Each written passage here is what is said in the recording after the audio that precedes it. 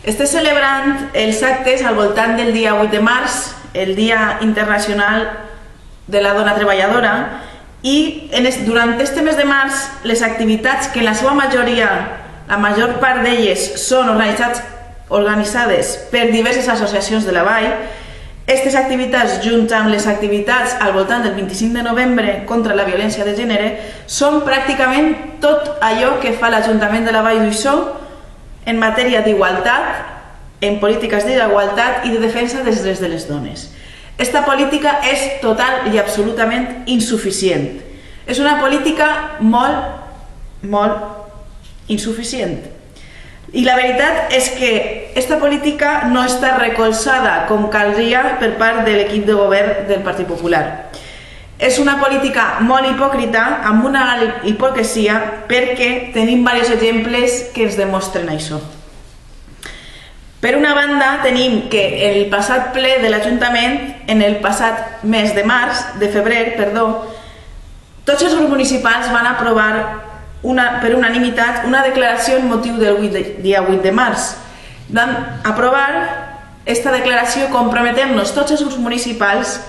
a treballar per la igualtat i pels drets de les dones. Doncs bé, en este mateix ple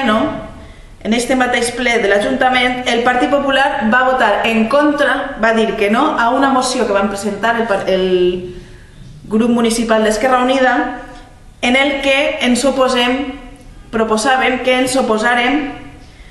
ens posicionarem en contra dels retalls que està duent a terme el govern valencià en matèria d'igualtat, en política d'igualtat, en defensa dels drets de les dones,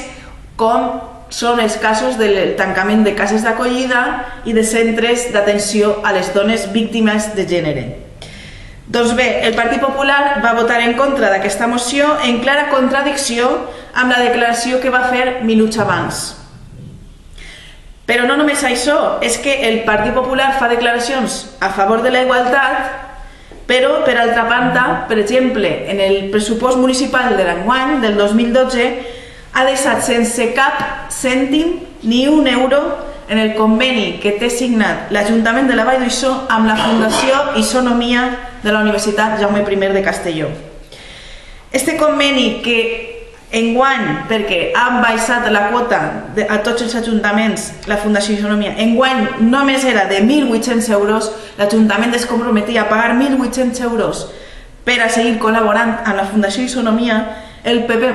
no ha fet ni un euro, no ha posat ni un euro per a este conveni d'enguany. A més, quan li van preguntar al regidor de l'àrea si sabia que no havien posat ni un cèntim, ni un euro per a este conveni, ni tan sols el regidor de l'àrea sabia si s'havia posat o no esta dotació pressupostària. Però és que, a més, el Partit Popular de la Vall ha deixat sense cap subvenció, sense cap conveni, a l'Associació de Dones Clara Campoamor.